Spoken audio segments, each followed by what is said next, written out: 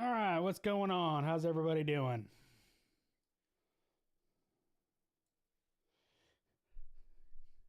What's up, Clark and Fixing Cluckers? Brian, what's going on?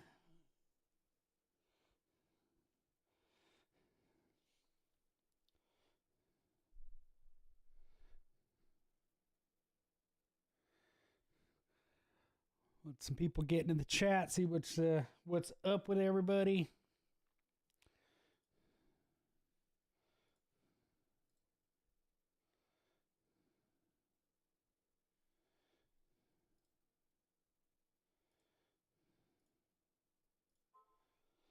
There we go. There's the live thing.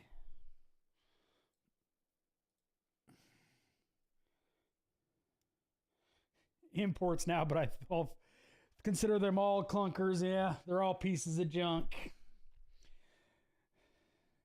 Renegade, what's going on?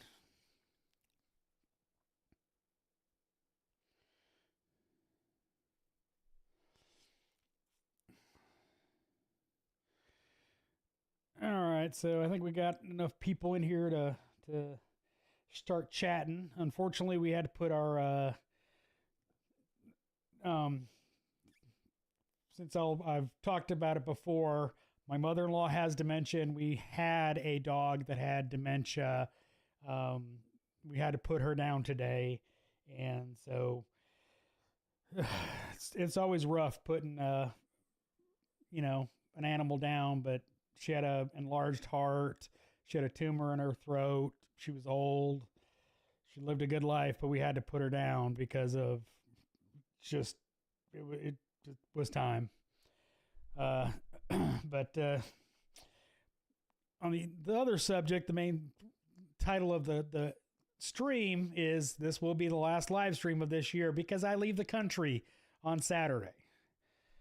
Yeah, Jason, it's never easy. Me and my wife and my daughter are headed to the UK, primarily Scotland and Ireland. Trip that was, Colin, I appreciate it. Trip that was supposed to happen in 2020. Obviously, thanks, Renegade. I appreciate that. Unencumbered, yeah, dogs are family. Currently down to 2 dogs and 3 cats. So there's a lot of animals around here. Yeah, I mean, tell you the story of Lisle was her name. We didn't name her.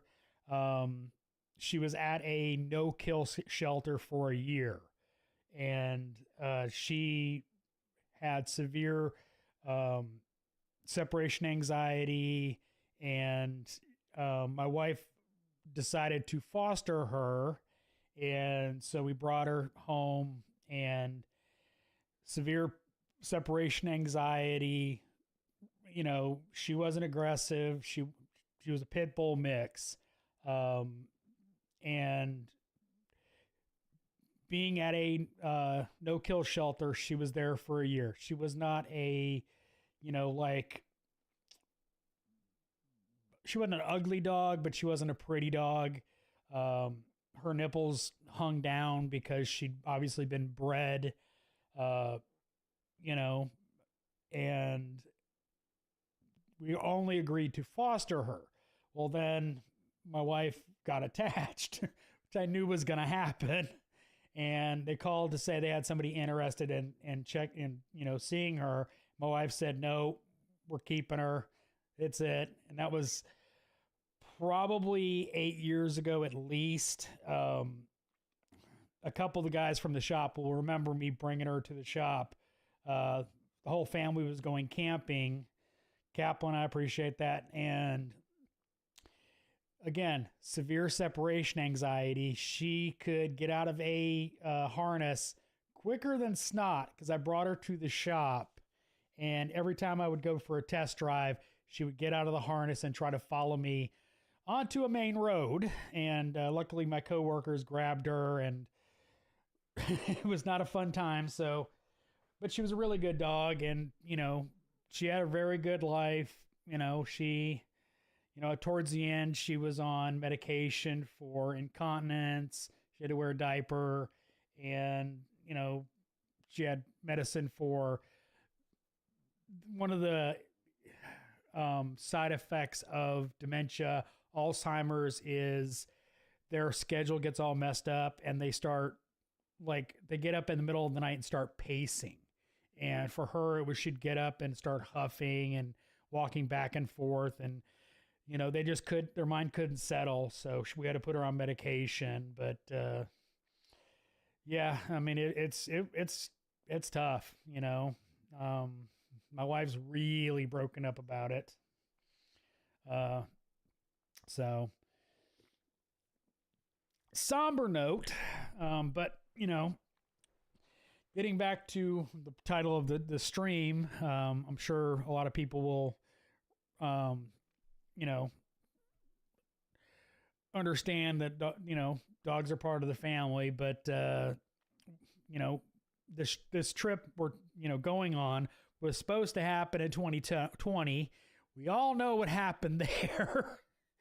Then we were supposed to go in 2022. Wife lost her job. Mother-in-law got dementia, which was the main factor, was the mother-in-law getting dementia. And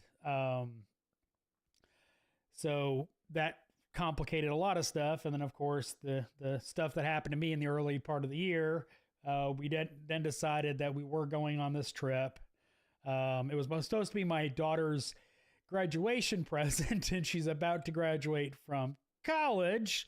So I won't be back into the country until the new year. So no content, and obviously until, you know, I get back. So that's what's going on with that. So what else y'all want to talk about now that I've depressed everybody in the chat? But we're real excited about the trip. You know, we're going to be on Isla, so I can get a new Lagavulin hat, which, you know, is the green hat I wear in the videos. And I will be going to my favorite distillery, Bruichladdich. But yeah, we're excited about it. So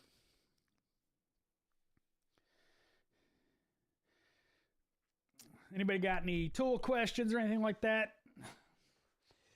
You know, I hate to bring everybody down with the whole dog thing, but, you know, we had a long time with her, so it was time.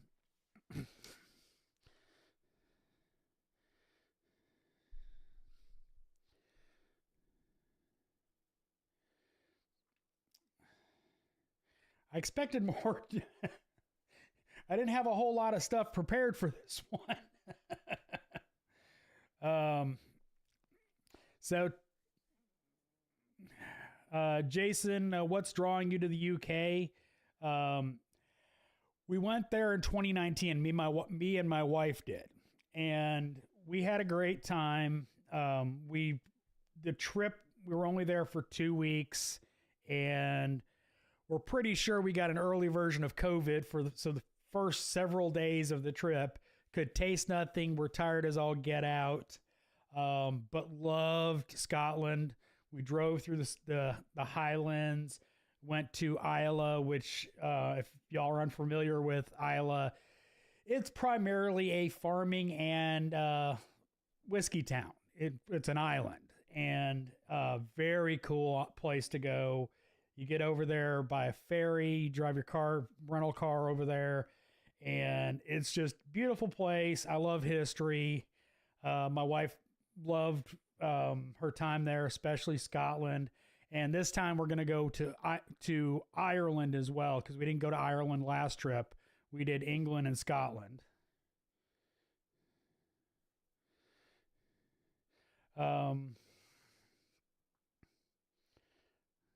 So let me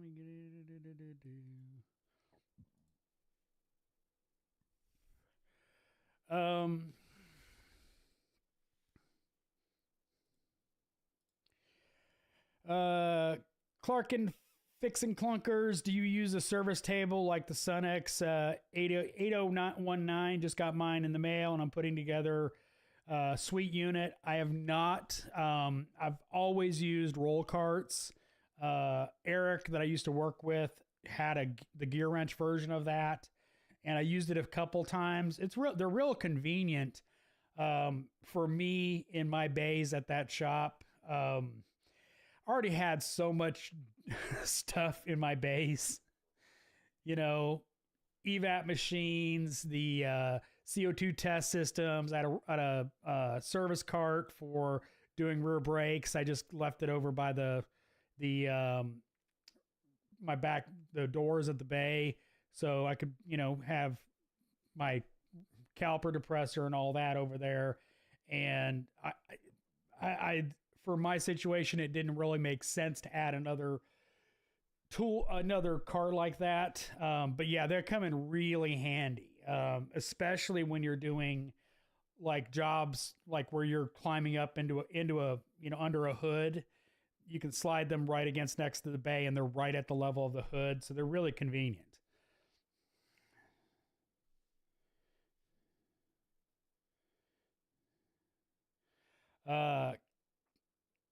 Kaplan, my buddy, hey buddy, I need your advice. I'm 36 old. I'm trying to get into diesel technology program, but it costs $38,000.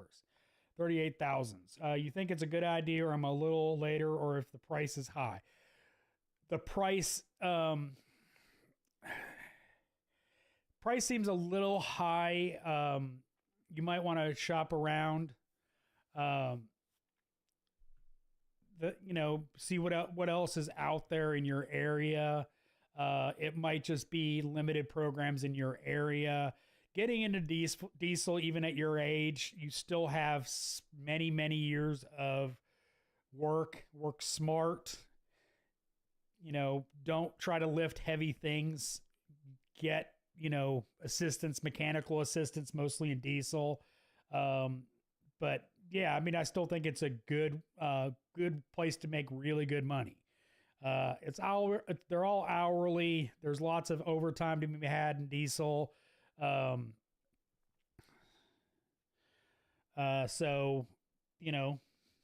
I definitely think it's a good place to go. There's lots of different ways to go, as Clarkin is asking. You've got semis, you got heavy equipment, you got medium duty stuff. There's lots of options out there, including, just regular Chris,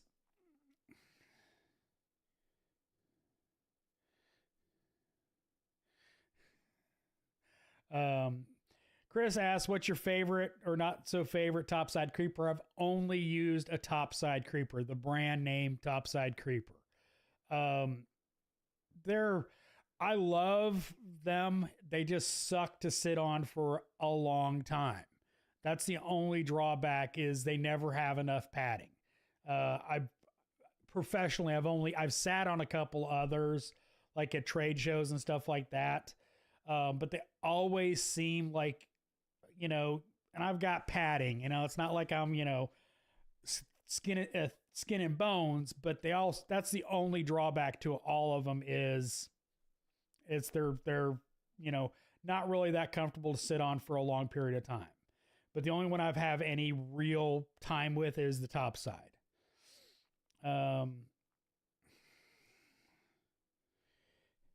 Highland, if you're Harold, yeah, appreciate the love for the channel. Like I said, I will be in London on Sunday, and then Scotland day or two after that.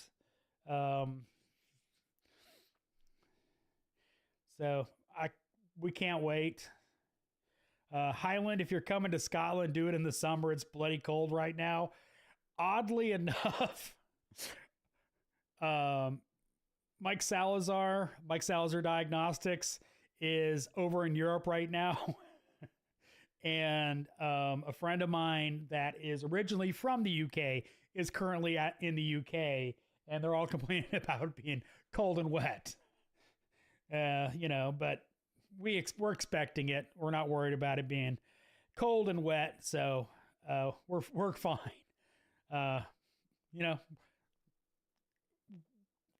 we're planning on seeing a bunch of Christmas markets, so it'll be fun.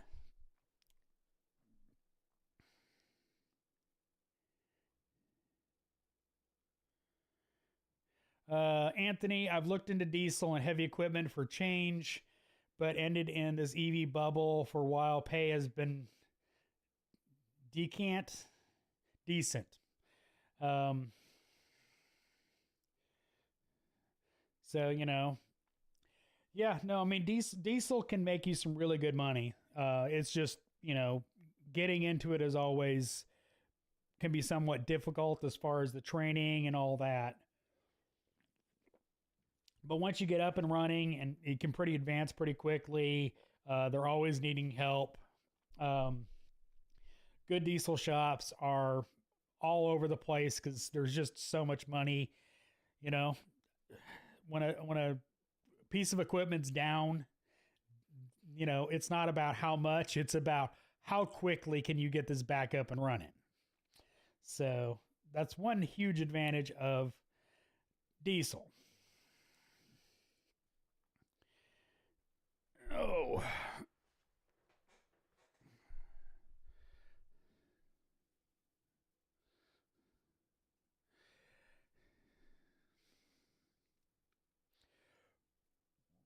You know, biggest problem for me going to Scotland and Ireland for as long as we are is packing cigars. Because last time I went to England, I didn't have enough, and I can tell you, had a very nice tobacconist in London, but it was also a lot of money I spent there, and then still ran out even more. So I'm taking a lot of cigars with me. Kevin Aurora, what do you think of ATIS technician positions in body shops where you do calibrations after repairs and do mechanical repairs after the body shop finishes the cars? I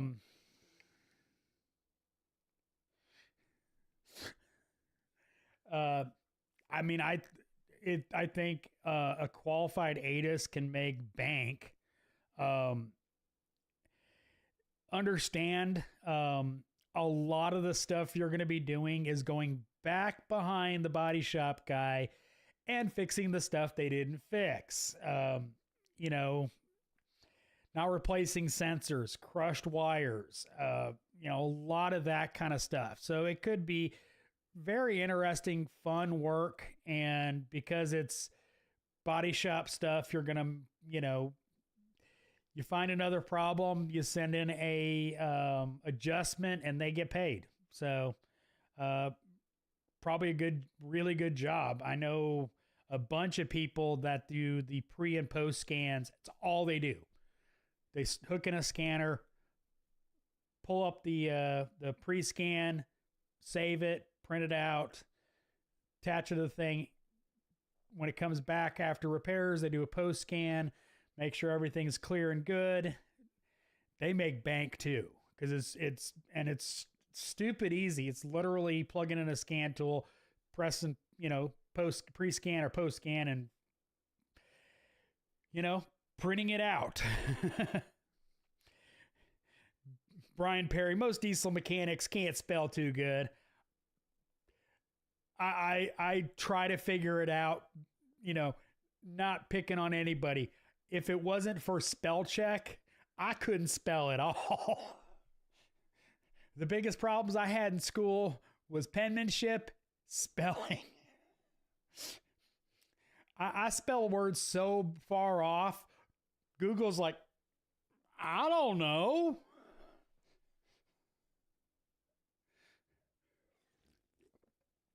Eric Jano, what's the best beginner cigar? Best beginner cigar.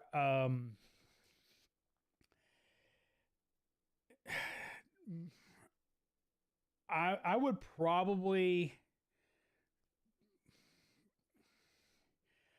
I'd probably point you towards a Padron 3000 or 2000. and they're not that expensive. They're relatively inexpensive depending on taxes in your area.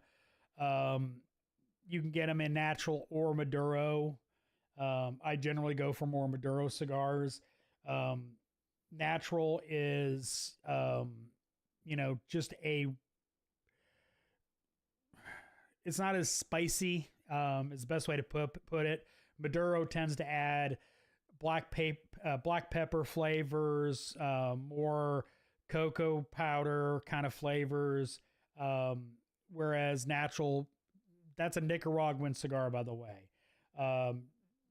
They tend to be, they're not full body. They're very low nicotine, so you won't get, no swishers. That's not a cigar. Those are really good cigars. I smoke 3000s all the time.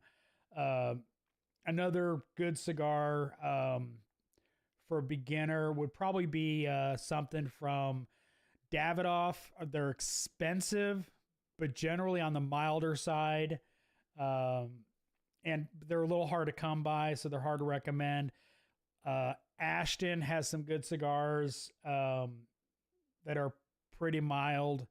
But yeah, and keep in mind, the color of the cigar really doesn't matter too much on the strength. When I first got into cigars, the mindset is dark cigars are going to be stronger. That's not true. It's just, you're gonna, it's not true. It's just how the tobacco is, fermented and all that, how much nicotine's in it. Most cigars have very low nicotine. There's cigars that are blended for high nicotine content, and those are like the original diesel line. Just because we're talking about diesels, those were made by AJ Fernandez back in the day. I don't know who makes them now. That's a Cigar International brand. But like the Roma Craft Neanderthal, that is blended to be a strong cigar. Don't get that one. It is full body. Body is flavors. That's the thing about cigars. You don't smoke them like a cigarette. You don't inhale the smoke. You pull it into your mouth. You blow it out your nose to get the flavors. It's a real Zen kind of decompression kind of thing. There was a great video that used to be on YouTube, but YouTube cracked down on tobacco use, despite, other stuff that can be on YouTube, but that's a different subject. So I don't have a way to point you to that video anymore, because I guess, there's an alternate site to YouTube, but I don't know exactly where it is. So,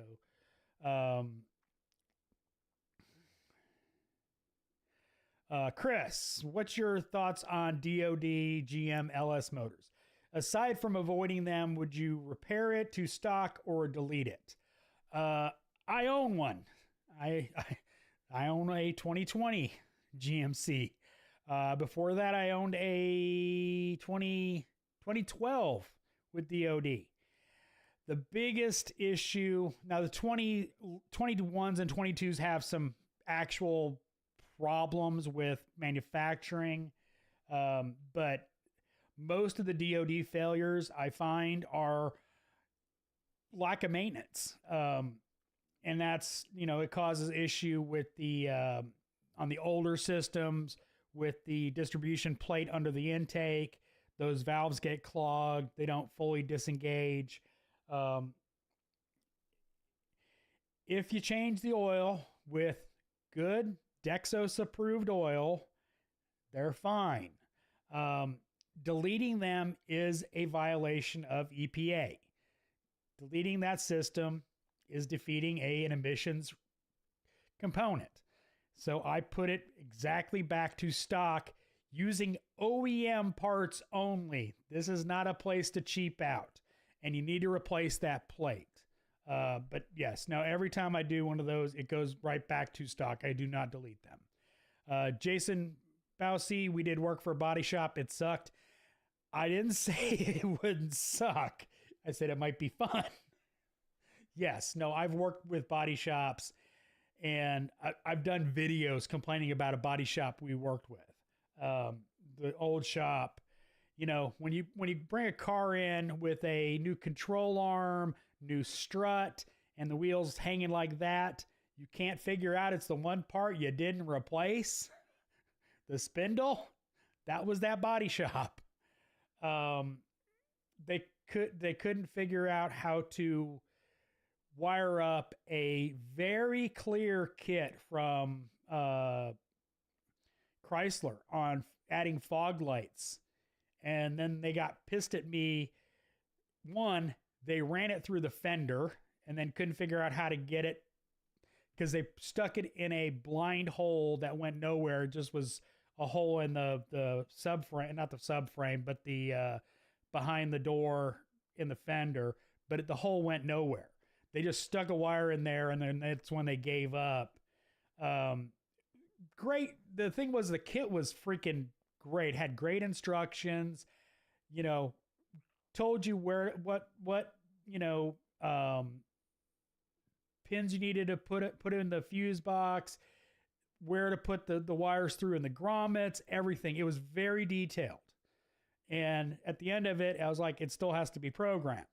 And he's like, what do you mean it has to be programmed? The shop man, not the shop manager, but the service writer. I'm like, it says right here in the instructions, it has to be programmed. So anyway, but yes,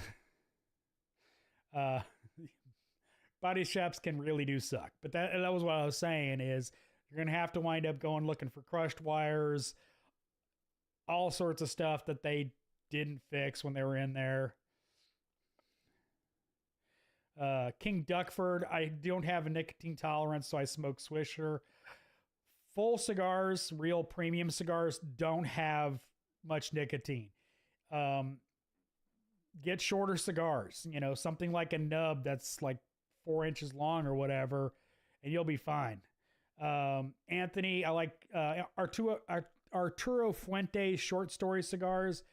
Yeah, no, they're good. A lot of times short stories are hard to come by, though.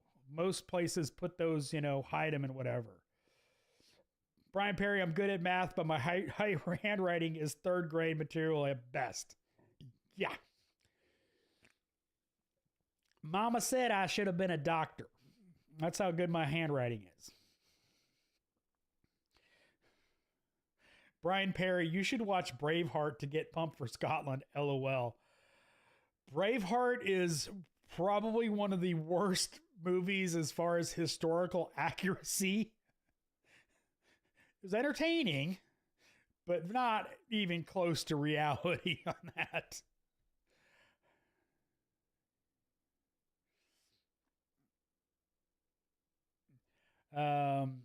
Theory, we've had a lot of engine replacements lately. 2020, 22 Yukons and Sierras. I won't specify the amount of motors sent out with debris in them, but let's just say it's a lot. Yeah, they had a lot of, especially the 21s and 22s. Most failing under 15,000 miles. Yeah, lots of pandemic related parts problems. Also had a UAW strike car that needed a transmission off the truck, only had 8 miles on it. It happens.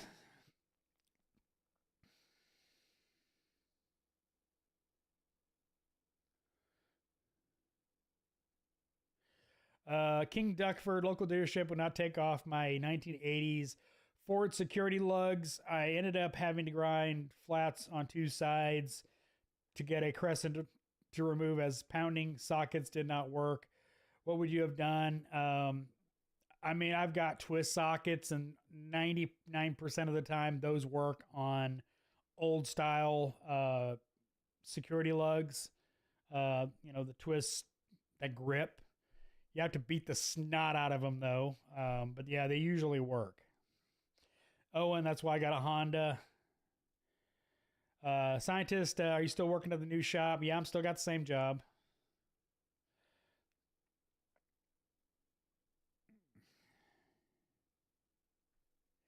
Sasquatch Rose Farts.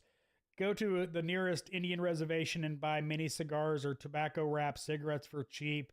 They are really good. They grow in Wyoming. They're delicious. Oddly enough, one of the places I buy cigars from is on an Indian reservation in New York.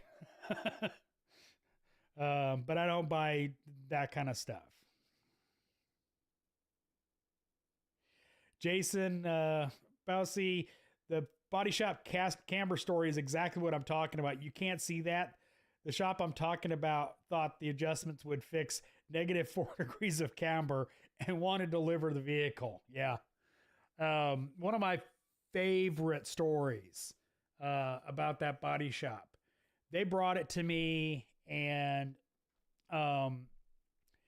subframe on this Corolla was wrecked. I mean, it needed control arms. Subframe was destroyed, and I spent a good 20 minutes writing a estimate for this car, because at that shop, technicians wrote parts estimates and all the labor went in. And oh yeah, they're taking it back. They're going to do all the work. Got it back in, and they did all the work. They just needed an alignment, so I aligned it, drove perfectly. About a week or two later, it came back with a clunking noise and the steering wheel off. I'm like, okay, what'd they hit after they hit something? No, they left the subframe bolts loose. So they got charged for another alignment. They got charged for diagnosing the noise, and they got charged for torquing everything down. Because screw that. You want to be stupid? I'm going to charge you.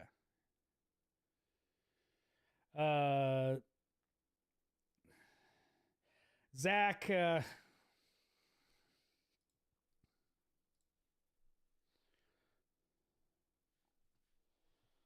on a second.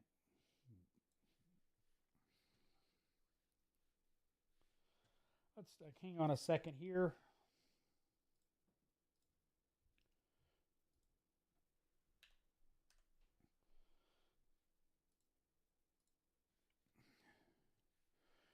Let's see if that fixes that. All right.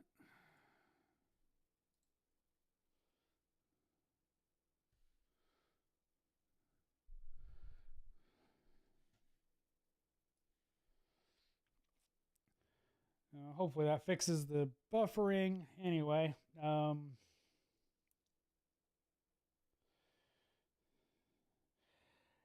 yet UAW logo stampers make more than hourly tech. Don't get me started on UAW. I'm not a fan of unions like that. If a tech told you he didn't know much about rear ends, would you pull him off the job? Yes. Or I would use it as a teaching opportunity, depending on the situation. Depending, he's just not sure about a noise or something like that. I would generally try to diagnose it with him, so I could explain to him what's going on, what kind of issue it's having, so he can kind of build that information. But yeah, if he's completely unsure and I don't have time to teach him, yeah, I'd pull him off of it.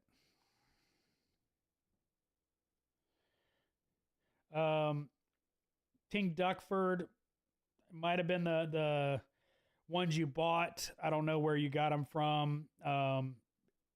They might have been hardened. I never saw a lot of security lug nuts for that generation of cars, because they mostly had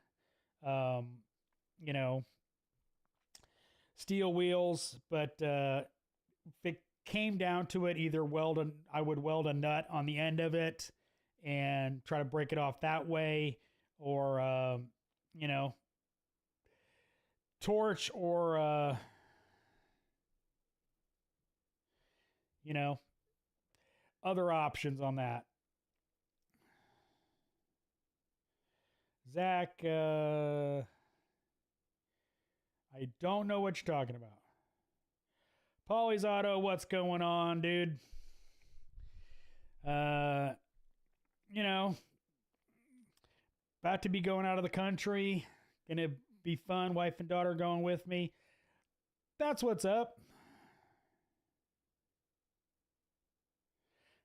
Brian Perry, hope you have a great trip. Get some footage on a Snap-on truck while you're there. I never saw a Snap-on truck anywhere I went last time I was there, so I don't know if that's going to happen. But anyway,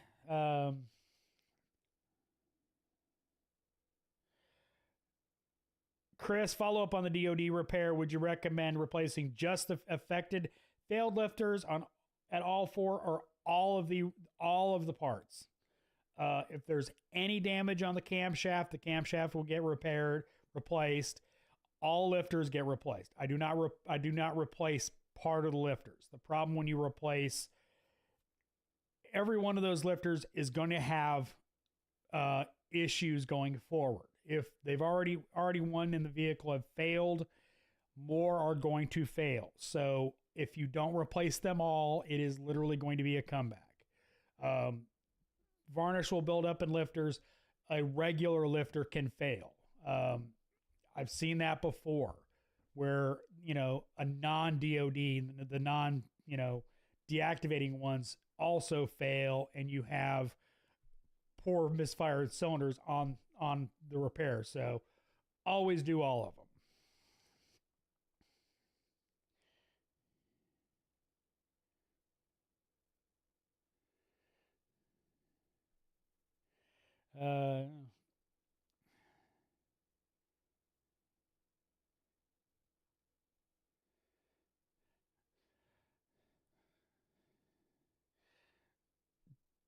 Paulie, the job's going great. How you been doing?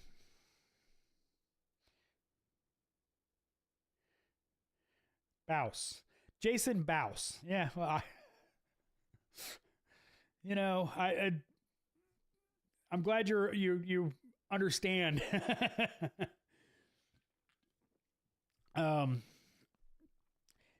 It's names are always hard. I mean, my name is not that hard, and I have had many people screw up my name, so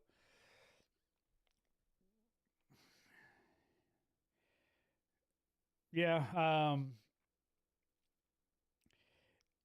As Sasquatch, you can cut a line down the socket, and once you relieve the tension on the threads, it should come off a lot easier. I mean, glad you got them off, but yeah, that sounded like it sucked.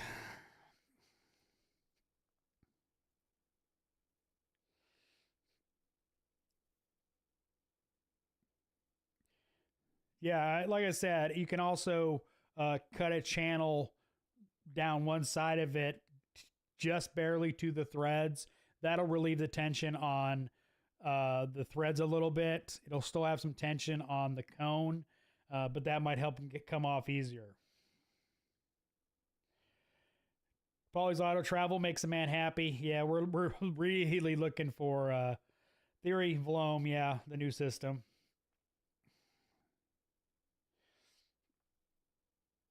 Balancing engines is key.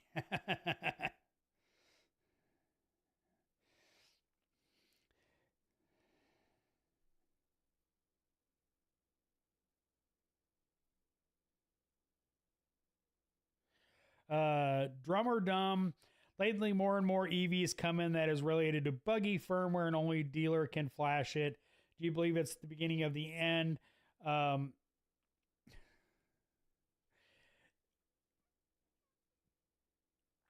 I'm assuming you're referring to Tesla.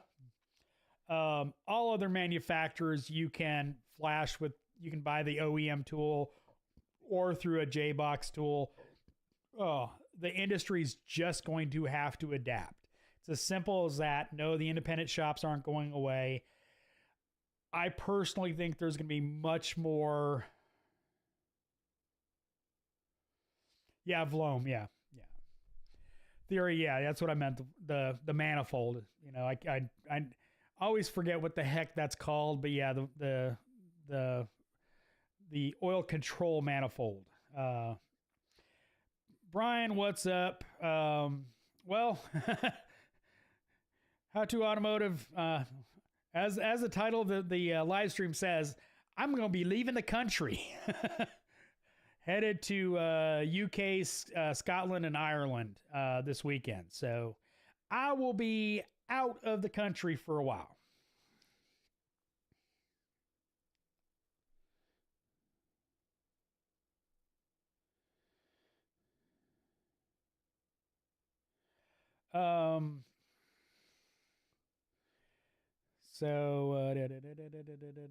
Charles Johnstone, since everybody's here, 2008 Ford Fusion 3.0 valve cover reseal job, and I'm a newbie. Basically, my VVT seal broke while installing the valve cover. Is dropping the seal in hot water a good idea? I don't thinking. I don't know how much it's going to help. Fusion 3.0s, I generally think those seals pop in pretty easily. I don't think I've had any trouble getting new seals in those valve covers. So is it the plastic or the aluminum valve cover? I think Fusion is probably going to be plastic, I believe.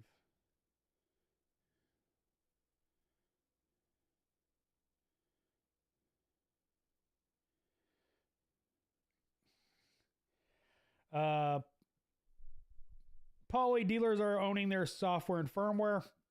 Nope. If you got an OEM tool, you can flash everything on any part of the vehicle that the dealer can. You just might not have access to all the other stuff that the dealer side of it doesn't want the aftermarket to get. But yeah, the aftermarket can flash everything if they have the OEM tool. But you know, a JBox, that's one of the problems with you using a JBox to program is the limitations. Brian McFarland just got a new spool valve for a Honda Odyssey. Why are those things so pricey? It's not like it's a computer or something. It's a multi-part valve with a lot of machining, and have fun putting it in. Zeffel, just don't go to Palestine. Yeah, that's not on the agenda. Staying out of anywhere that's not the UK or the US.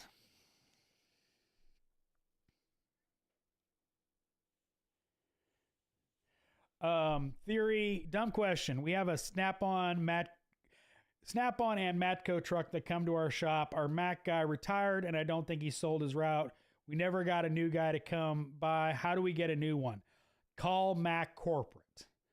Call Mac Corporate and tell them you need a rep in your area. There may be somebody that, you know, if they put a new rep in that area, he may not have, they may not have, swung by there, or might have gotten kicked out by the front. We had that happen when the Cornwell dealer rep came by, or the district manager came by at our shop. He got kicked out of the front of the shop, told to go away because the shop manager didn't want any more tool trucks at the shop. So, yeah, Paulie money. Yeah, no, I mean, that's the thing about it is, honestly, a lot more independents are going to have to specialize. They're going to be having to limit what vehicles they take in that they have proper tooling for. European shops, side rant. It's not really a chain, but there is a bunch of several locations of this one shop, and he's bought, several shops in the Atlanta market, and they are European only. They only touch European, all the way up to Lamborghini, Maserati, everything. And, I'm saying, when I was looking for a job, I'm like, okay, let me, see what they're offering. Cause they were, very aggressive, wanting people to come work for them. And looked on their site or looked at one of their job offers. Keep in mind, all they work on is European. Europeans require a lot of programming. You put it, simple stuff in a Mercedes, they need to be programmed. You put stuff in a Volkswagen, it has to be either programmed or coded. And all they had was aftermarket, not even an Auto Ingenuity blue box. They didn't have any OEM tools. And I was like, not even a chance in Hades. I know the chain. I won't say it though, theory. We have one across from us. Like I said, it's they've got a bunch of stores.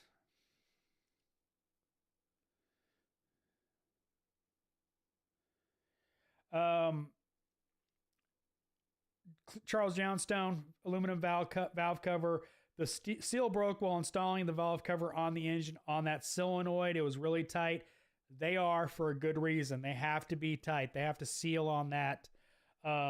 What I would do is very gently get it on there.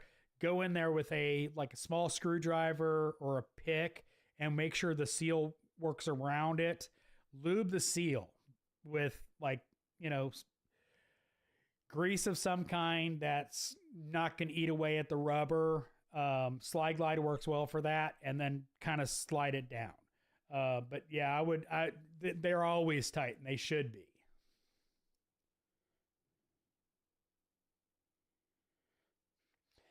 Funny. Why are there rumors about illegal pictures on your old work computer? Who started those rumors and why? I don't know. There literally was nothing on that computer. I coworker actually talked to the other day that used to work there a long time ago.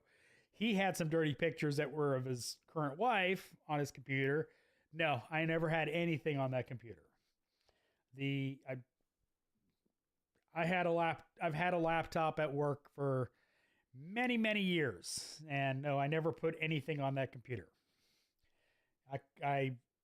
The only login on that computer was my YouTube login.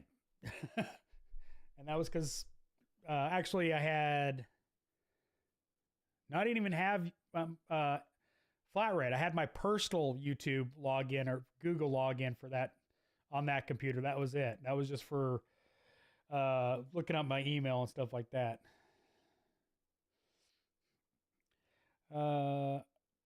Zeffel, all the independent mechanics should form a pack group to fight to get standardized open computer systems on vehicles. Yeah, it ain't gonna happen.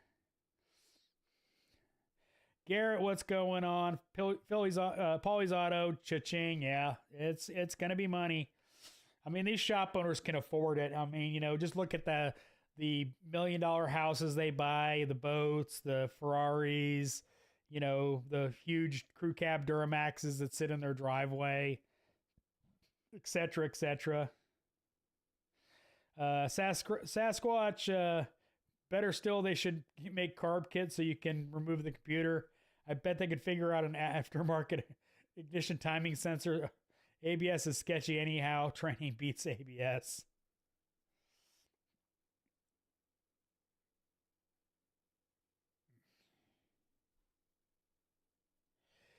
Jotaro, been watching for about 5 years. My shop manager right now is out in the hospital, and hopefully he makes it back. The two salespeople are fighting each other. Also work for a change. That sucks, man. They should be working together. They're probably jockeying, trying to get his job in case he doesn't come back or gets fired. But that sucks. That makes for a bad work environment.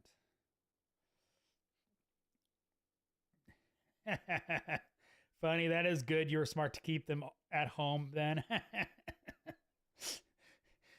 you know, behind this camera there, I've got 3 servers over there, right? Just saying. FPDCM shot on a 21 GMC L8T chassis cab. Changes since September 23. I have no idea. No communication. LA,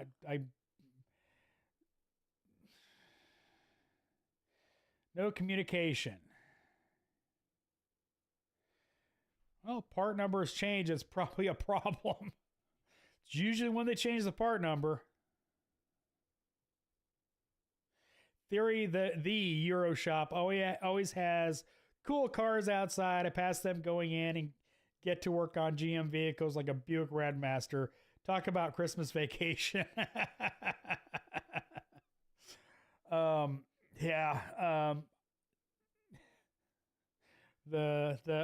owner of the chain, I don't know if he's full owner or whatever, swung by the shop, and let's just say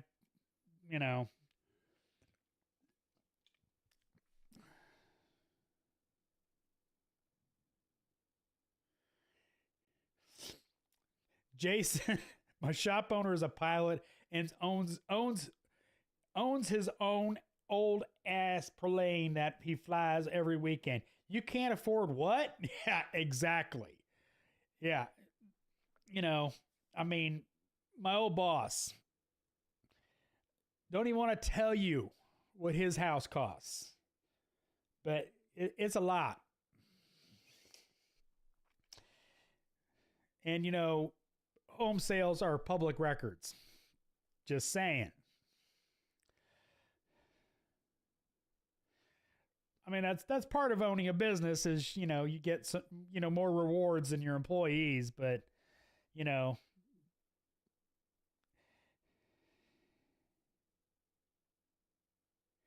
Brian McFarland, is there any auto part that you wish car manufacturers had kept mechanical instead of switching it to electronic?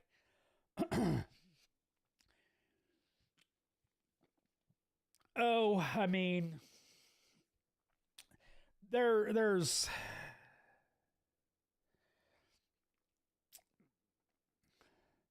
I still don't like drive-by-wire. I definitely don't like brake-by-wire. So that's kind of my 2 big ones is, are you really saving that much by not running a cable? And definitely don't like brake-by-wire.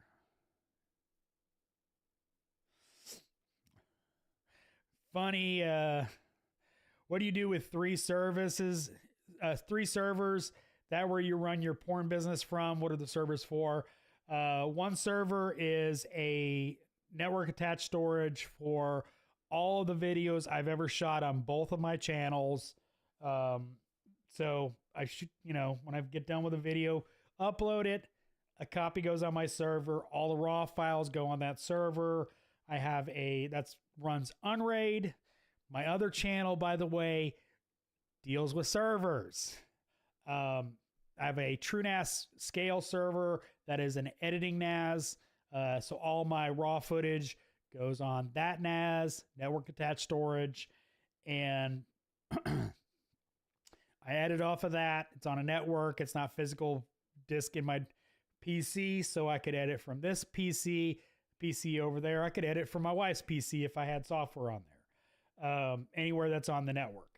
The other one is a Proxmox server, which is a virtualization server. So I can run virtual machines, Linux, Windows, I could put Mac on there if I wanted to. But it's that's what they're about. It's the FPDCM, of course. Troy's Nomad Auto Repair. My shop owner has ADHD. Oh my God, time management isn't a thing. Oh God. Oh, I feel so sorry for you, dude. I mean, I don't have ADHD. I don't have any of those tendencies or anything like that.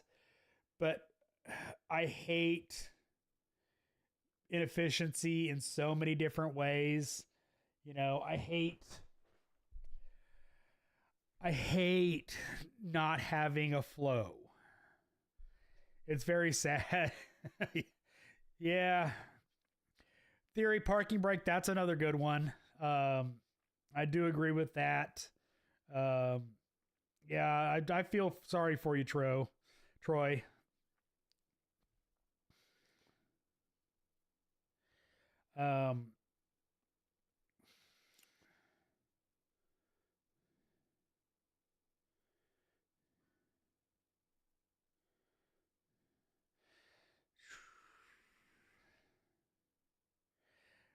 Sasquatch, everything all analog. I don't even want a headlight relay. LED means you don't need a headlight relay because they don't draw a lot of amps like an incandescent.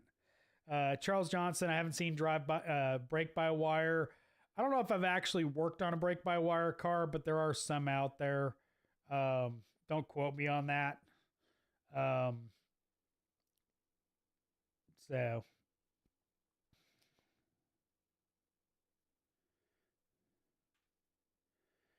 Jotaro, when a Tesla comes into the shop for a safety inspection, sticker, what services can you recommend other than tire rotation, balance to bring in income? There are some fluid services on Teslas. They do have some filters and some fluids that you can change. I don't have safety inspections in Georgia, so I don't work on Teslas. I don't ever see them. But yeah, no, I don't know.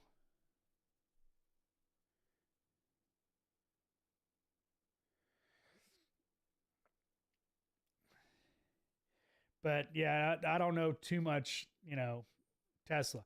There is something I want to talk about with Tesla here in a minute, but we'll get caught up on the chat. Sasquatch, I love throttle cables. If you look at your phone while it films, it lags. Even same for car computers. I don't film on my phone much, but if there's any sort of relay, there's delay. So.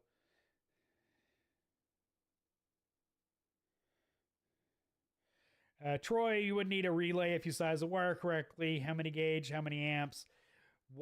Copper wire gets really heavy and really expensive.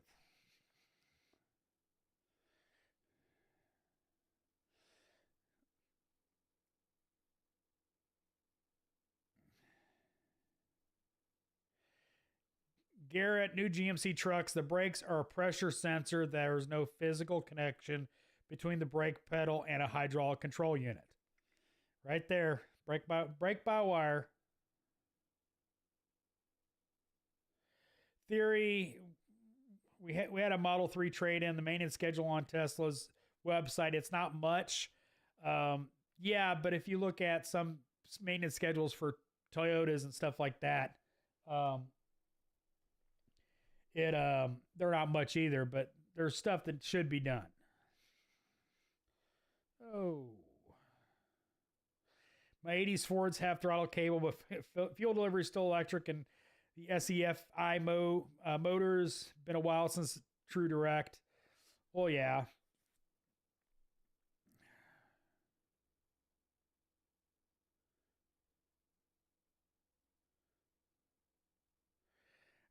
Funny. You have all the correct answers, so you are a computer expert that probably knows all about encryption and sending bad files. You're not the typical mechanic I see. I'm not an expert on encryption and all that. I know a little bit about that kind of stuff, but I wouldn't call myself an expert.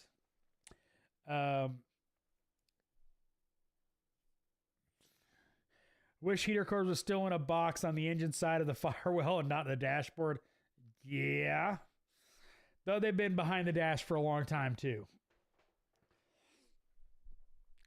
Back in the day, F100s, nobody would do heater cores because they were behind the dash. And it was like, you know, a lot of money to do them. And they're like, nope, nope, just bypass it. It's Georgia. It'll be fine. Oh.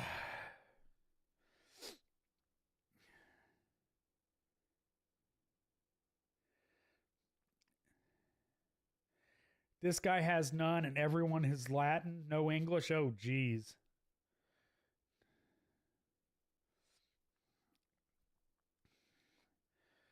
Paulie, I don't know who you're talking about. Oh, dealer is so political. Yeah, I don't do well with that. I call out political BS.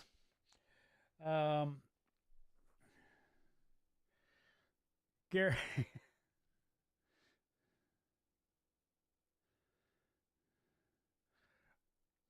Jason, sliding doors were left off the drawing table or whatever engineers use, especially Dodge. Oh, God. Door latch on the newer Chrysler minivans before they went to Pacific or whatever.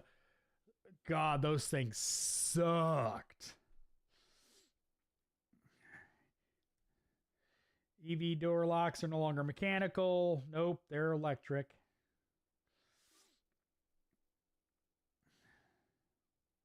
Yeah, Garrett, that's all they're all going that way.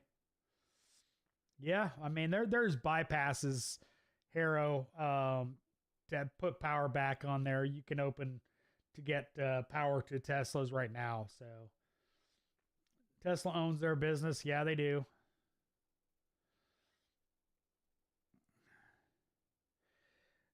Zeffel, Cybertruck is the best truck ever built, bulletproof and everything. It's not bulletproof. Let's talk about that. They were toting that, which leads me into my Tesla topic that I forgot about. They're talking about the entire vehicle is networked with Ethernet, 48 volt PoE net internet. PoE is power over Ethernet. Power over Ethernet is not new.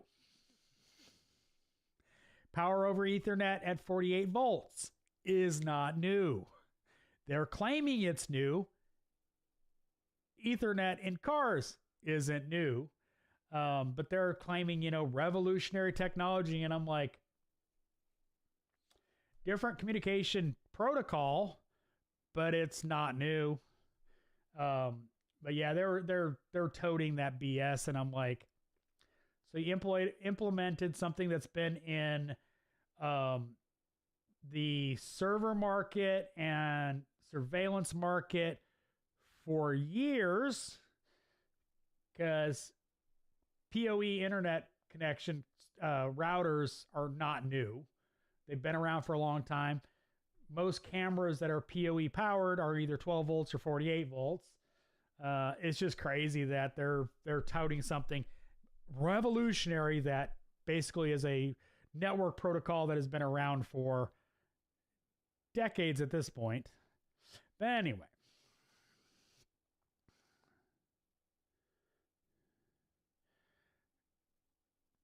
Yeah, Garrett. Yeah. I mean, there's still fluids in a Tesla.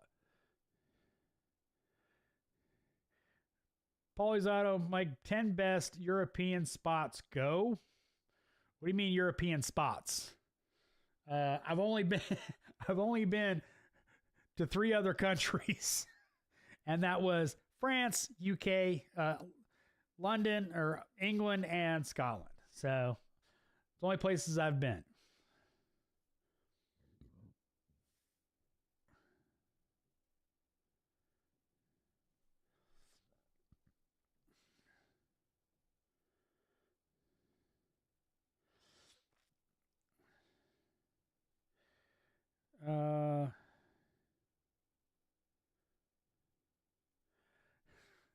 Funny, did you ever install a dash cam or wireless spy cam?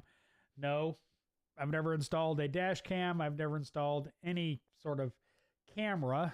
But cameras at my house weren't installed by me. And they're only in part of my house because my mother-in-law.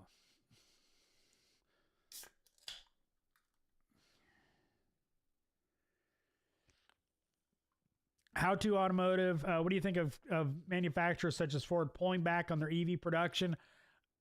I don't think EVs are the answer. I really don't. I think it's a smart business move. If they're not selling, it makes no sense to make them.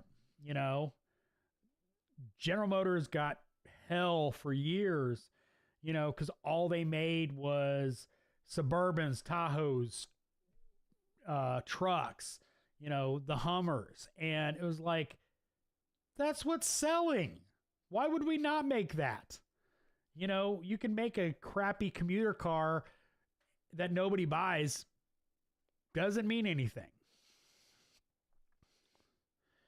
So, you know, hydrogen or a hybrid is probably going to be a better long-term solution for most people in the U.S. You know, range, whatever they call it, you know, where EV people get real worried about range and they, you know, get real worried about going real far. In a country like the United States, that's massive. I don't think it's a good idea for a lot of people for what they do, you know.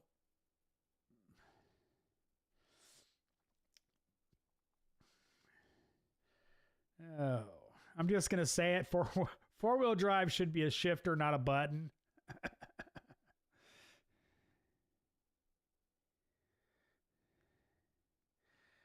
Troy's Nomad, have you ever used smoke to get a cat out of your dash?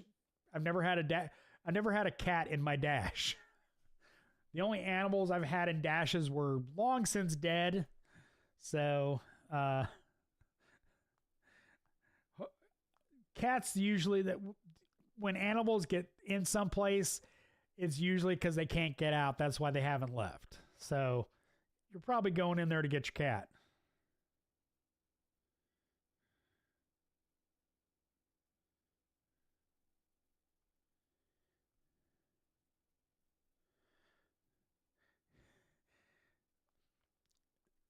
Polly, I'm not talking about coax.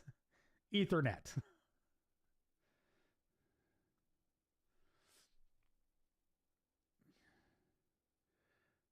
Zephyl, using PoE in a vehicle is probably new. I don't actually think it is. I know BMW has been using Ethernet connections in various places. I know Ethernet was it's a coming standard. I don't know what they're powering, and I don't think they're using 48 volt. They're probably using 12 volt. No, it is standard. From what I understand, it is standard Ethernet cable. It's a Ethernet connection.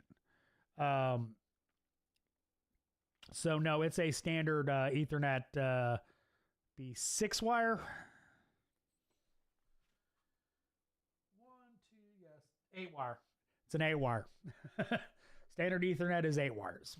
I mean, it's a great communication standard. Ethernet is designed for no crosstalk. You know, Cat 6A is more than capable of handling 10 gigabits, more than fast enough for a car network. So, yeah, PoE can power pretty much everything. You put, especially 48 volts, you can power window motors and all that with it, you know. But your average vehicle isn't 48 volts, it's 12 volts. So the only difference probably for them is using a different standard, because you figure right now, you know, most cars have a LIN network or CAN network or another network protocol, and they have, you know, in the same bundle as those communication wires, they have 12 volt and ground.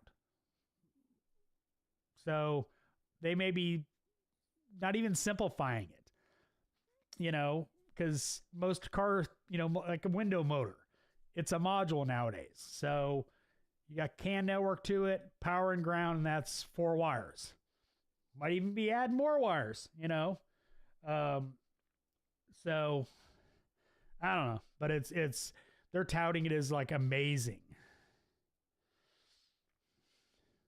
The whole Paulie, if you're talking about the Ethernet, the entire car is Ethernet PoE. Every module on the car is wired to one network.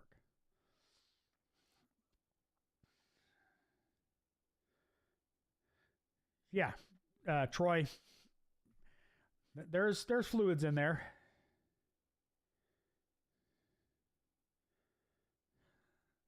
Quick Wrench, what's going on? Did you ever see the 70s TV show Canon? Can you explain how the car phone worked in 1974 in those shows? I don't think I've seen Canon, but the cell network system, they had car phones that were based on cellular technology. They were stupid expensive, and it was by the minute. I was way too poor to even know anything about that, so don't know.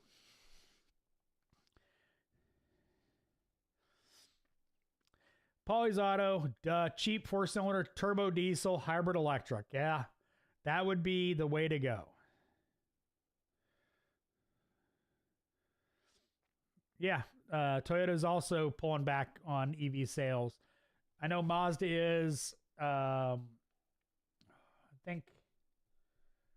Who else was?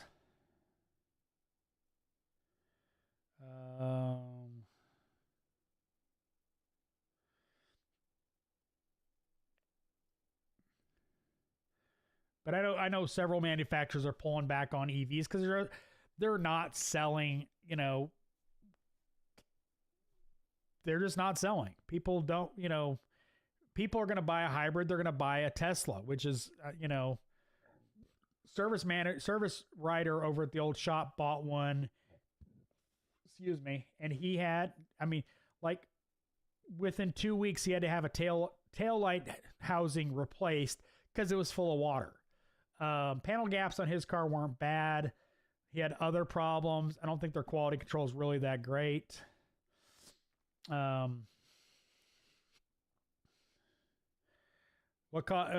Troy's, what causes an EV fires? You don't keep up with the coolant and the cells overheat.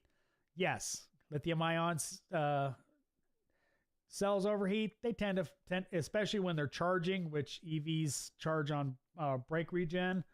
Brian McFarland, I was stuck in traffic for an hour due to a car accident up the road. Saw 2 tow trucks coming down the shoulder of the road. One picked up wrecked car. The other picked up Tesla out of juice. Zephyl, I liked Ardara in Donegal, Ireland, if you're in the area. We're in there. Yeah, PoE powers a lot of security cameras. Termination of Ethernet is not complicated. No.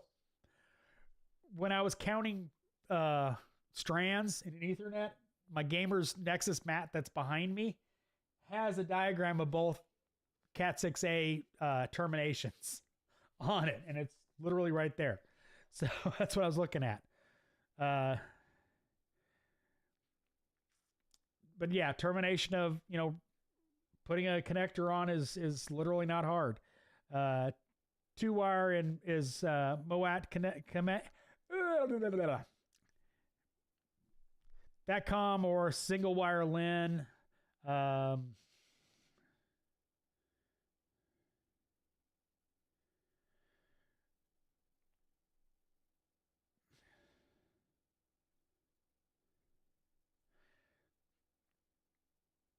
Yeah, funny. They still worked on cell towers though. They were cellular phones. GM is pulling back. I'm like, I don't blame these manufacturers. I mean,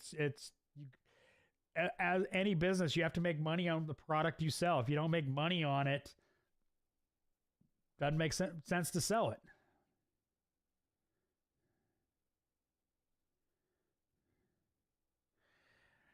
Garrett, I don't like about the EV now is the diagnostic is that so very much so replace this. If that doesn't fix it, replace that. Then they don't let you test too much. There's a lot of liability in EVs. You know, 400 volts tends to kill. So that's part of the reason, but you know, GM is very much getting away from testing in a lot of their information. Like I was diagnosing a four-wheel drive issue on a Colorado, and it was like, do this, then this, and this, and this, and this, and this. If that doesn't fix it, do that. It really wasn't very test related. Ed A to Z, the solid lithium battery seems to have fallen on his face. Jataro, what do you think about the every North American market EV adapting the Tesla plug as a standard plug for every EV sold here? I think it's a good idea. Tesla has the most charging stations. It's just going to make it easier for everybody to accept EVs if they decide they want to go that way. I don't agree with it, but you know, it's probably a good idea. You know, like so many products that have come out have always been everybody kind of conforming to what the market has chosen. You know, look at, you know, most of my chat probably won't get these, but you know, VHS versus Betamax. That came down to more companies went with VHS because the consumer went with VHS. Not because it was a better platform, just because most people went with it. It's just an easy one that I can think of. Tesla is basically a rolling security Tesla is basically a rolling security camera. One of their people talked about Tesla, and they were talking about Tesla's not a car manufacturer. They're not. That's not their main business. They are an information company. They are another Google. They data mine everybody that buys a Tesla. They data mine for the roads they drive on. They data mine what they're doing, where they're driving, their driving habits. They're just as bad as Google, and people just don't realize that. And that was coming from a former executive at Tesla. They're an engineering company too, and they make cars, but that's not their primary business. But not a 2.0 diesel cruise with Bolt Tech with modern infotainment. LOL. Funny, is the 426 Hemi the coolest engine ever made? No. LS. The Hemi's not that good of an engine. It makes really good power, but they leak coolant, they leak oil, and they look cool, but they're eh.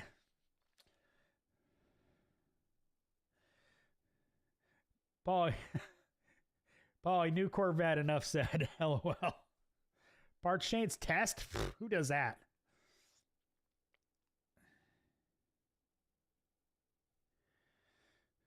Better product.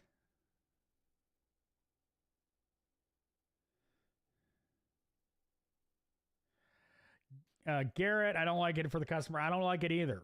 I spent way too much time diagnosing the system I was working on rather than diagnosing the vehicle I was working on, because I was trying to figure out how that system worked and where the signals came from and all that, and that information wasn't really as readily available as it used to be with GM. So yeah, I agree with you. Zeffel, yeah, I mean, you know, VHS versus Beta was more about the price. I don't think the media was more expensive. I think the players were more expensive, but don't quote me on that. But yeah, I mean, it wasn't more about, it was the thing about standards like that, which VHS is a, format. But yeah, it's what the consumer winds up gravitating towards. And the rest of the industry either has to follow or set up their own network to charge these EVs. And a standardized platform that's already well established is the easiest way to go. Famous Slick Rick, what's going on?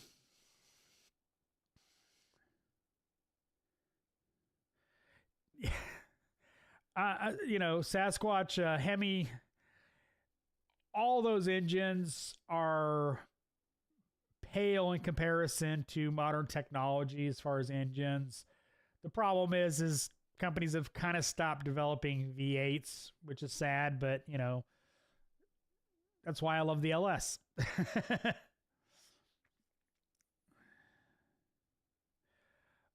Funny, would you take a 2023 Z06 over a 71 Hemi Cuda convertible? Well, no. Because the 71 Cuda is worth a lot more money. And that's the only reason. Corvettes, I don't have mass appeal for me. I know Glenn over at Ozstar's Cars probably hurting a little bit if he was in the chat, but I'm not a Corvette fan. I never really cared much for them. So Blu-ray versus HD DVD. Yep, same deal. And Gordon, Buick 3800 is the best engine for longevity. Those were hard to kill. Peros, Santa Cruz, I'm still working at a dealer. Should I just venture on my own? Man, that's up to you. I can't give life advice. I don't know your situation. You're talking about going out, working an independent, or you open your own shop. That's going to very much depend on how much capital you have.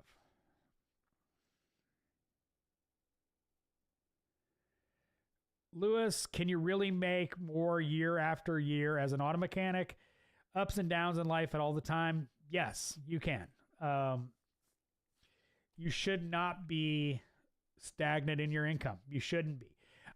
In that video I talked, I'm not saying, $5,000 or $10,000, but you should be making a little bit more every year. And if you're not, it's literally, you're not keeping up with inflation at this point, especially. But yes. 1970 Chevelle 396. My dad is big on Corvettes. Yeah, see, I'd rather have a 70 Chevelle than a Corvette. Yeah,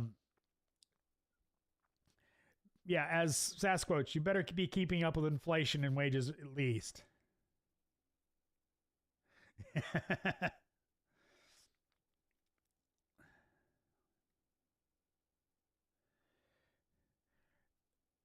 Troy, format wars, it's all the same to electronics to car makers.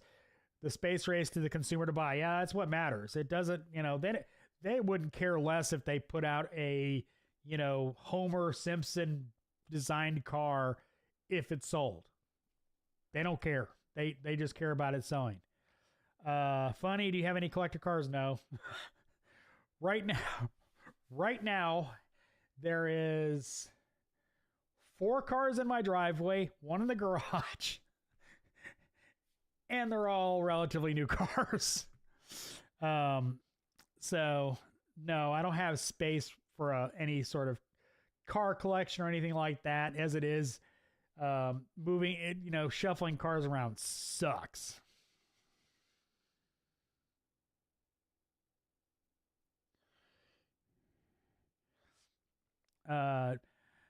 Dream car would vary depending on my mood. 70 Chevelle, 69 Camaro, 86 Monte Carlo SS with an LS swap. Super B like David Freiberger's would be really cool. stuff like that. But, you know, time and money and space.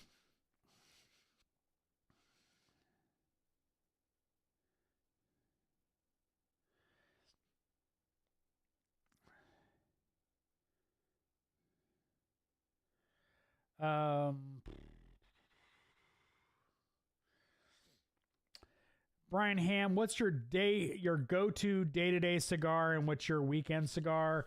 Day-to-day cigars, Padron 3000, AJ Fernandez New World,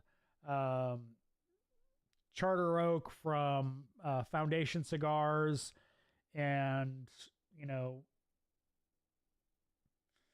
occasionally Belas Artes from AJ Fernandez as well. Day-to-day cigars. Weekend cigars, Padron 1964, Padron 26, Plasencia Almafuerte,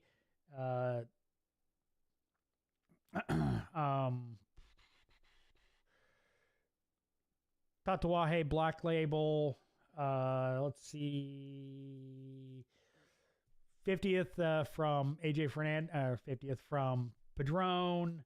Those are some of my go-tos for the weekend. Just naming cigars off the top of my head.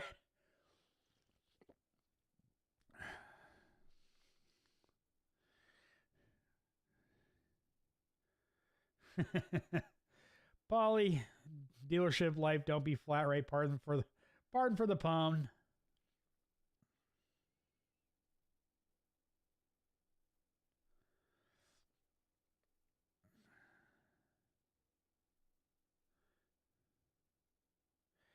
Jimmy, good afternoon. Have you ever talked about dealer politics? I have. They suck. It's one of the worst problems in the dealership area is the politics, from technician to shop managers, shop foremans, all the way up to into upper management of dealership groups. There can be so many politics. I think we talked about it in the last stream. You know, everything had been going great in your shop. Everybody's happy. Everybody's making money. General manager gets fired out of the blue because whatever. And now your pay plan changed. Nobody's happy. Everybody's pissed off because they brought in a new general manager that changed literally everything. And that's kind of politics, you know, you really hard to deal with because it's literally, you know, multi-steps above your head. So yeah, as Paulie says, unfortunately it is what it is. You just kind of have to deal with it or move on.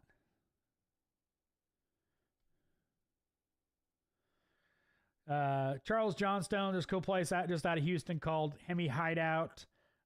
Google it, you'll love it. It's a lesser known place, founded during a Corvette meetup. Cool.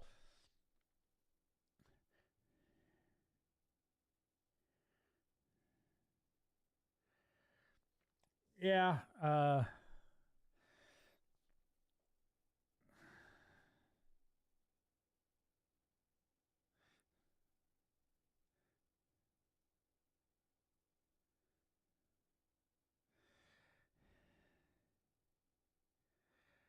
Lewis, best new hand tool company. New? Are there really any new tool companies? Hand tool companies. You know, I don't know any new companies. Lots of old ones.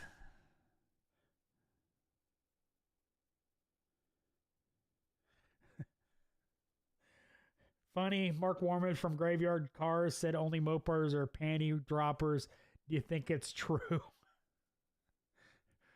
Most women could care less about whether you drive a Mopar or a Ford or a Chevy or whatever. They could care less.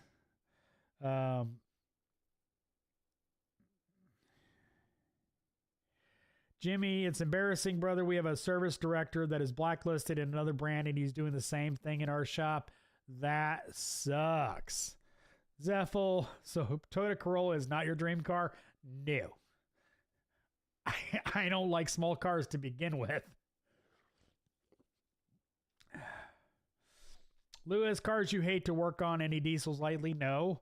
Don't work on diesels. Cars you hate to work on. Subaru. Don't like them. Don't like the cars themselves. Don't like working on them. Saabs. Don't like working on them. Jaguars. Land Rovers. What else would you like? Jaguars, Land Rovers, they all break. They all break multiple times while you're working on them. Cooling systems are garbage. Cars are garbage. Customers are usually garbage too. So Saabs are dead cars. Suck to get parts for. Subarus I just don't like. If you like them, good for you. I don't like them.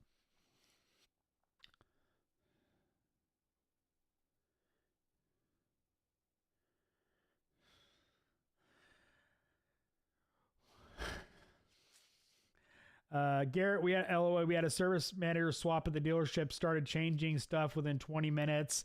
First time ever being a manager, only been in the auto field for a year at that time. Yeah, it's sad how often that kind of stuff happens.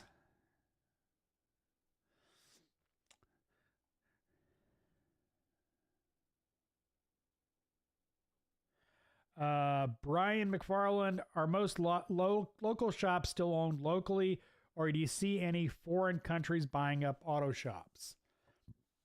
Um, there's there's some shops that I believe are, well, they're definitely owned by non-American citizens. There's a few in Atlanta that I don't know where the money comes from, to be honest, but kind of wonder. I don't see any major like takeover kind of thing, but there are some very aggressive, not franchises, but owners that are going around buying shops like crazy. Like, seriously, where the heck are you getting that money from? Just kind of wondering.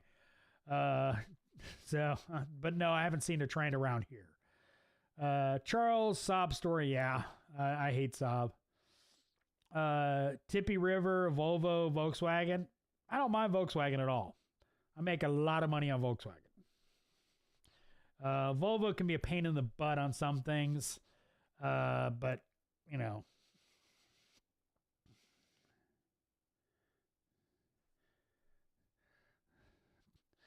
Troy, there are some engineers still at NUMI. There are still some union workers at UAW, so it's Tesla that wears the name. Zeffel, I'm convinced that management just wants people to be depressed and aggravated. That can absolutely screw up a good system that's going great when people are happy and work is getting done. Yeah, I'm in some kind of management kind of focus groups on Facebook, and there was a post where two different owners were talking about how happy they were they fired somebody. And it's like, oh, right before Christmas. Nice people. But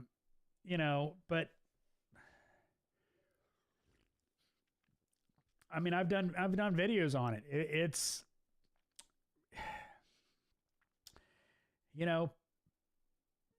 people, it's surprising how toxic management can be. It drives me nuts how toxic managers can just completely wreck a shop. Somebody comes in, all of a sudden nobody's happy. Or managers that come in and they just start picking at people, not literally picking at people, but you know what I mean, and just drive the morale of a shop down. It's crazy how people operate sometimes.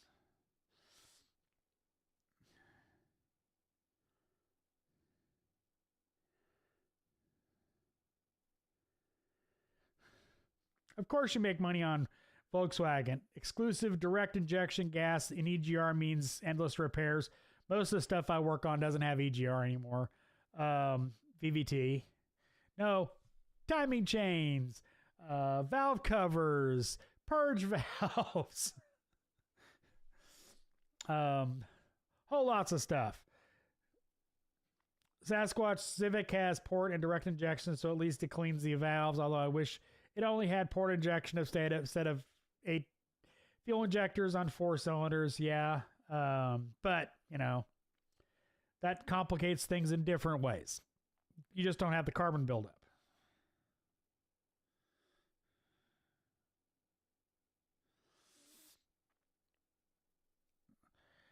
Troy, while the pano reef leaked in the brittle patches, butyl patches that they cut, shorted, and stretched out some of the rivets failed due to poor equipment. Seals were cut short and stretched. Why pano failed? Yeah.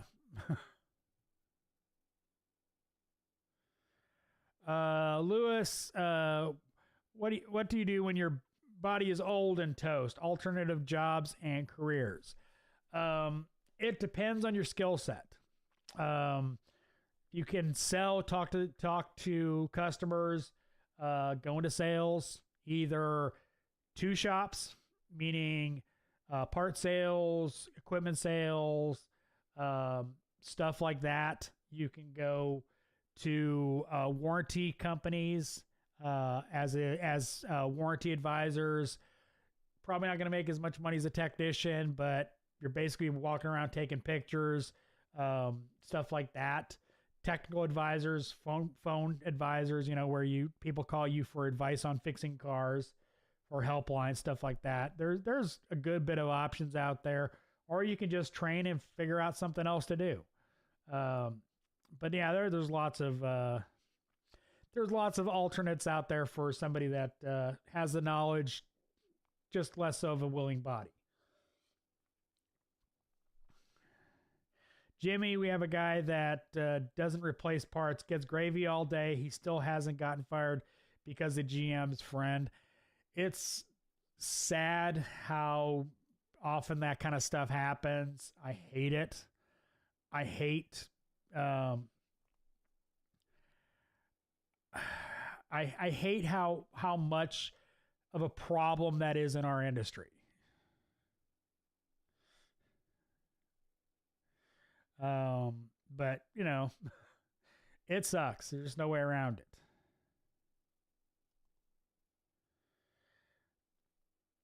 Pauly's Auto management has to teach people with realistic expectations for all involved with economic circumstances in mind. Yes. Yeah, that's very true.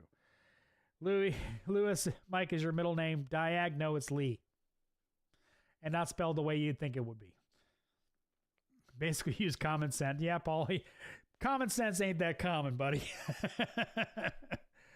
Jimmy, do you think advisors will still be around in the near future? I think there's going to be less of them. I don't think they're going away at all. They're not disappearing. But with things like ChatGPT, with most communication switching to text-based, I think more often than not, shops are going to have a manager and a very minimal sales crew and a cashier. And maybe not even a cashier, depending on the situation. Most people don't want a phone call. They want a text or an email, depending on their age group. So I think there are going to be less of them in the coming future. Sasquatch, yeah. Well, I said auto parts.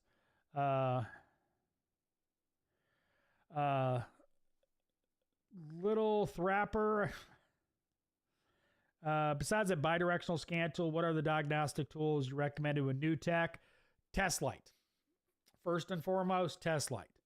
Not a power probe. You want a test light. Incandescent test light. A good DVOM with good leads. Those are the, basic electrical. Your test light is your load. Basic load, you can go to headlight bulbs and that kind of stuff. when you get more advanced. Those are the big ones. A back probe kit would be another good thing for a basic kit.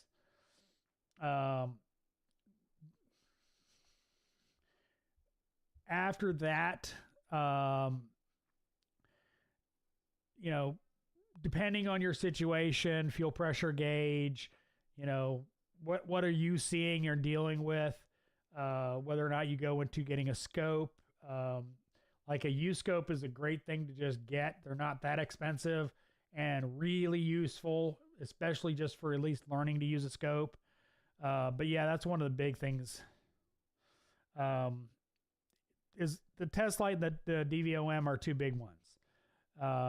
Then after that, it's what kind of stuff are you dealing with? You know, are you dealing with fueling problems? Get a fuel test kit. If you're dealing with, you know, airbag problems, get a variable resistor and find out what the resistance of an airbag is supposed to be on your vehicle you're testing, so you can, you know, put the resistance value in the circuit of like a bad airbag, stuff like that.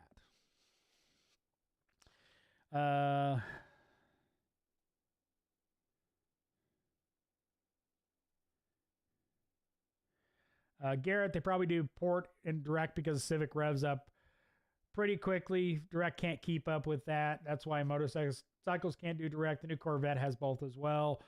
Manufacturers don't care about keeping valves clean, LOL. I think that I've heard conflicting stuff on why companies are doing the dual injectors. I've heard it's for smoother startup. I've heard other things, keeping the valves clean. I don't know. There's no consensus that I've heard. So I don't know. Pay me, I do everything. LOL, Polly.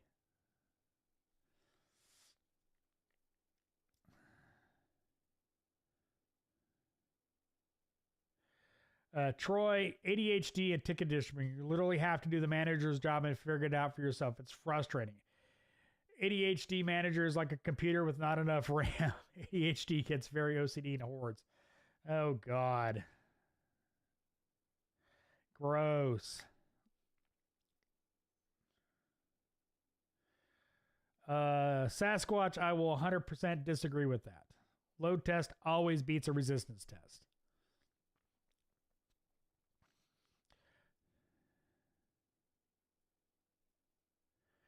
Zeffel, I remember junking Volkswagen Golf because Volkswagen wanted more than the car was worth for a fuel relay, and scrapyards didn't have them. I've junked a lot of Volkswagens for engines because Volkswagen wants a lot for some of those 2.0s. Careful with a headlight ball. Well, yeah, you gotta know what circuit you're working on. But that's why I had various circuit load testers. ADHD shop owners, they procrastinate about everything and shame you to get their dopamine since they're bored. They aren't happy enough, emotionally unfit to talk us to, especially any on Monday mornings. Walmart greeter. They don't have Walmart greeters anymore, Zeffel. They have security to make sure when you rang up your own groceries, you made sure and counted everything. Lewis, do you think aftermarket parts will become better made? No, I don't. They've gotten pretty bad. Sasquatch, Honda cares about clean valves. If they don't have a long life, Honda will not sell. Generators in cars and lawnmowers have to go a long time or they go bankrupt. No, that's not true. Nor if they don't sell cars, they go bankrupt. Long-lasting cars don't make them any money. I'm not saying they don't try to make their cars long-lasting. I'm saying selling cars is what makes them money. Nis, I used to work with this guy. He's a real pain in the ass. Nis, who are you talking about?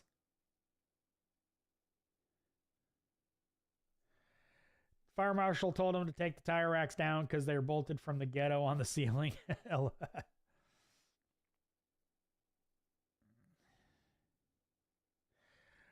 Zeffel, I want to live stream a mechanic while he works on the car and an audio feed so I can give him feedback on his work.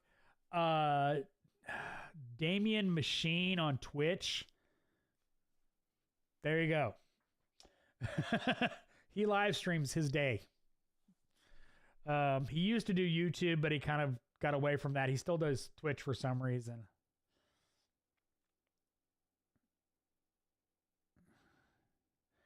A load test goes from the battery through a circuit. A resistance test isolates a leg of wire. Oh, Sasquatch, I'm not going to get into load testing a circuit, but load test is always better. They both have a place, I guess. I almost never resistance test anything. But anyway.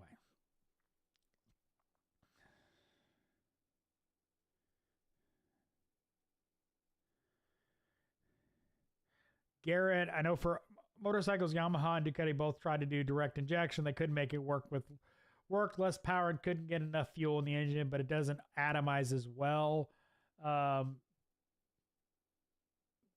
Probably because their fuel pressure was not high enough. But I don't know. That's those systems.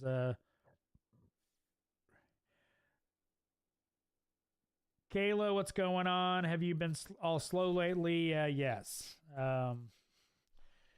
Yep, it has slowed down significantly, and I'm going to be off for the rest of the year, so...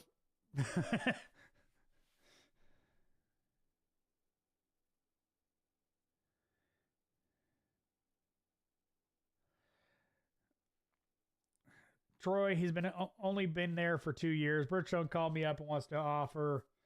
Good luck, man. Paulie, have a good one. Probably going to get out of here in a second. Yeah, I mean, it's everybody's saving up for Christmas right now, you know. Lewis, will hot rods or collector cars be outlawed? I don't think outlawed is the right word. They're going to make them, you know, it's just, they're going to make them expensive to keep. So it's probably going to be a rich man's hobby, you know, at some point, because they want to get them off the road, you know, the gross polluters off the road. Warren, Honda 1.5 moment.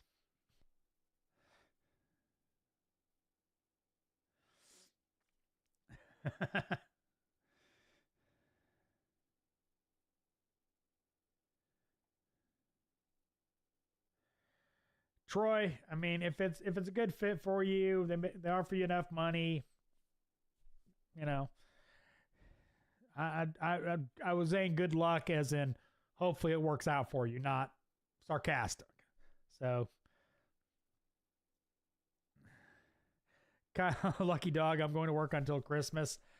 Yeah, Kayla, wife, daughter, and me are going to Scotland, Ireland, and the UK. It was supposed to be my daughter's graduation present from high school, but COVID, mother-in-law getting COVID and all that. So it has kind of morphed into a very long trip. But yeah.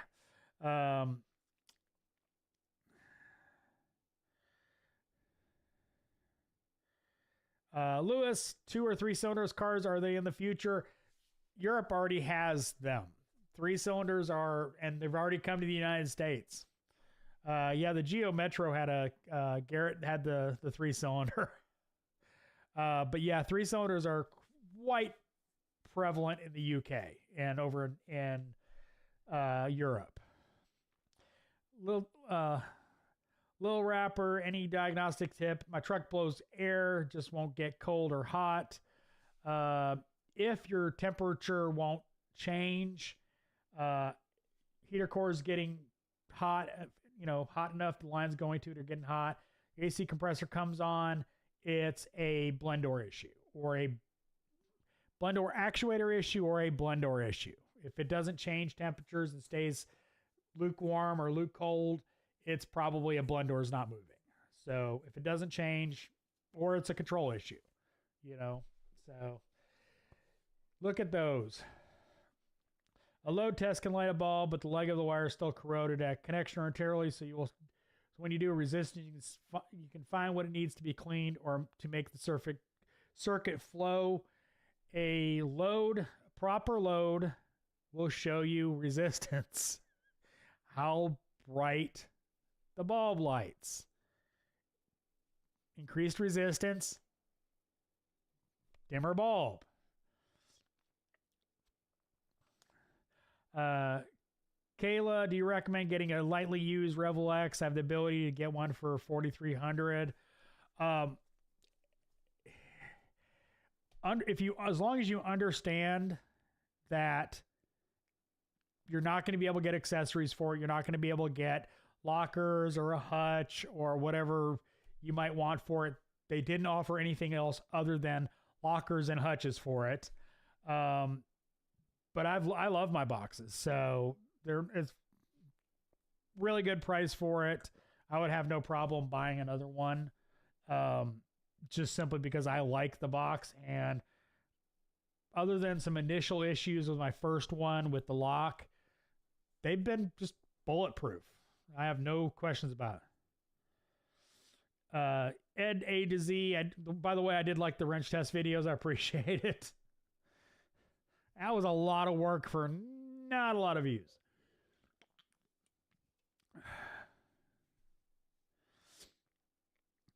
Troy is, yeah, Santa Clara County. Hope the pay is good, or I'll stay at Brewster. They fix their stuff. The whole place is falling apart. Garrett, used boxes still have warranty. He says, used Matco boxes don't have a warranty. Yeah, they do. They're probably not getting a rust replacement warranty from them, but slides are still warranted. Anything that's warranted on a box is warranted, which is slides, and that's about it. Corrosion, but you know.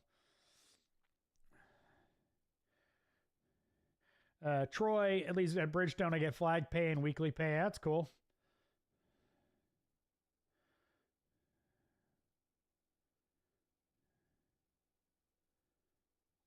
Yeah, Warren Self, I watched several Ford 1.0s get done under the TSB for the oil pump belt fail. New 1.5 seems better, but yeah, Japan and Europe have had the i3s for a long time because still buy small cars.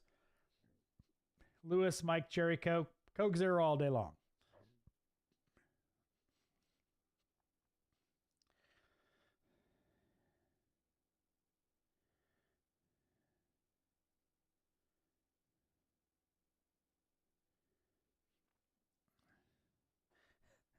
Zephyl, how about impedance test over load tests? Brian McFarland, do you own any Icon tools from Harbor Freight? If not, do you plan on trying Icon tools in the future?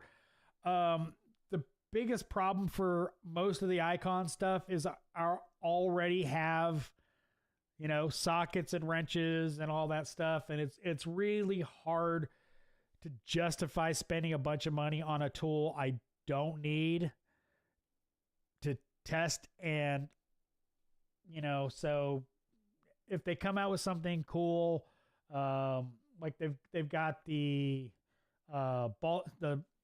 Snap-on copy ball joint press, maybe if I decide it's justified, but probably not. But I mean, most of their tools, from what I understand, are made at the same place that a lot of Gear Wrench. Their wrenches are made at the same place Matco's wrenches are made. So they should be pretty decent.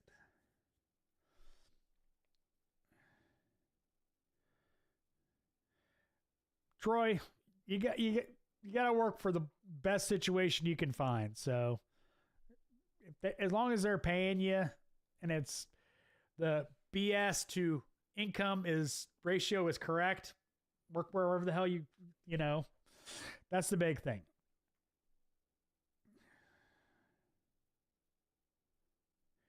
Garrett, your Matco guy's being a douchebag. Simple as that. I had I bought, tell you this story. A technician at the old shop years ago bought a used Matco box off the Snap-on truck. He bought a triple bank off the Snap-on truck, traded it in, and I bought it off the Snap-on truck. My old videos, that was a toolbox behind me, the yellow Matco. My Matco guy warranted several slides on that box. As long as it had a serial number, he warranted them. They were no charge to me. They said no charge, warranty. So your guy's being a douchebag.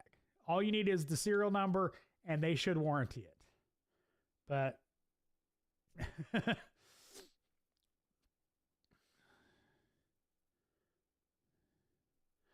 Zeffel, they do realize getting rid of the gross polluters on the road causes a new car vehicle to be produced, which generates more pollution than the existing car would make in its remaining lifetime.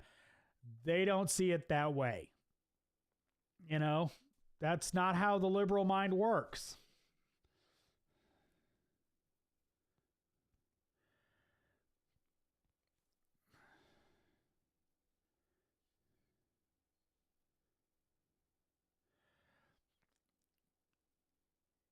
Garrett, then he says my dealer isn't like that. He's a good Matco dealer. He warranted some stuff for me that wasn't warranty. Stuff my dad needs warranted as well. I don't know. I like I said, my Matco guy had no problem getting warranty slides for me. Is it so old that he can't get slides for it? That'd be the only possibility, because some of the older stuff they can't get slides for anymore. Same with Snap-on. Cornroll, don't even get me started on. Mac Tools, I don't know enough about their toolbox. I have a very limited contact with their toolboxes. I don't think I've ever worked at a shop that anybody had a full Mac toolbox, just roll cards. So I don't know. I might just be, he can't get slides for it. I don't know. Anyway.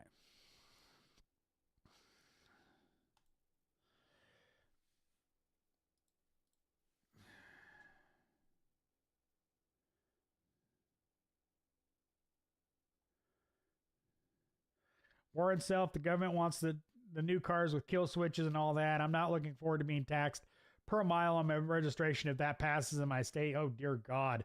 That happened in Georgia, man. People would go nuts because everybody drives in Georgia.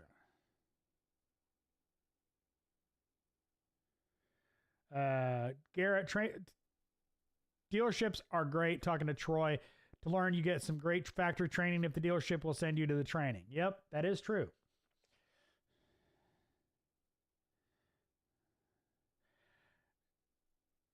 Troy, I appreciate you watching my videos. So I think I'm going to go ahead and call it here. We've been on for 2 hours. So appreciate everybody. Yeah, Garrett, that's probably what it is. He couldn't get slides. He couldn't get, yeah, it's just too old of a box. I think Matco, he doesn't even have records of all those old boxes. So